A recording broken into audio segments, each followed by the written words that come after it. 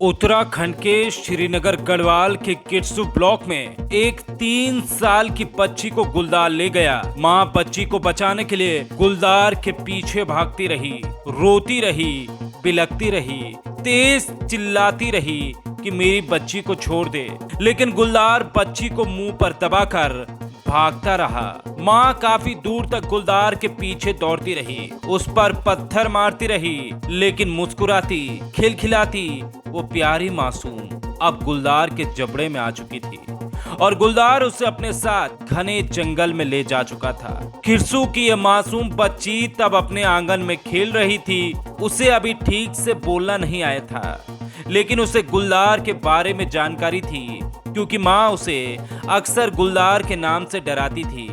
उसकी माँ ने उसे कहा था, यहाँ बेटी गुलदार भी रहता है। वो गुलदार को गुलसार गुलसार बोला करती थी, क्योंकि अभी वो महज 3 साल की थी। दरअसल किट्सू के ठिकाल गांव में गणेश नेगी अपने परिवार के साथ रहते हैं। उनकी बेटी आयशा नेगी आंगन में खेल रही थी, तभी वहां गुलदार पहुंच गया। आयशा उस वक्त आंगन में खेल रही थी। हालांकि बच्ची की माँ और चाचा घर पर ही थे, लेकिन जब तक वो मौके पर पहुंचे, गुलदार बच्ची को लेकर काफी दूर निकल गया था।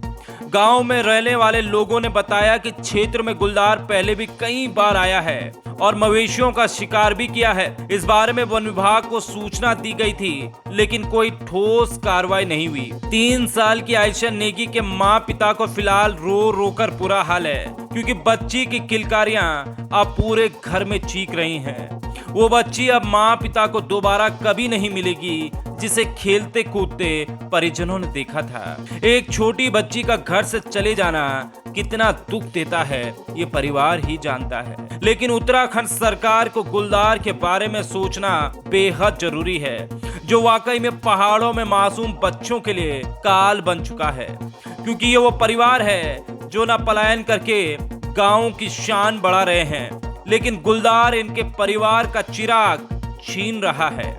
फिलहाल पौड़ी गढ़वाल के आयशा के नेगी के घर में अब फिलहाल मातम छाया हुआ है। लोग उनके घरों में आ रहे हैं। सरकार ने 1.5 लाख का मुआवजा फिलहाल घोषित किया है। उत्तराखंड सरकार और जो सिस्टम है वो फिलहाल आयशा नेगी के घर में है, लेकिन परिवार में क्या बीत रही है वो हम सब जानते हैं। पौड़ी गढ़वाल के किट्सू ब्लॉक की आयशा नेगी को शत शत नमन।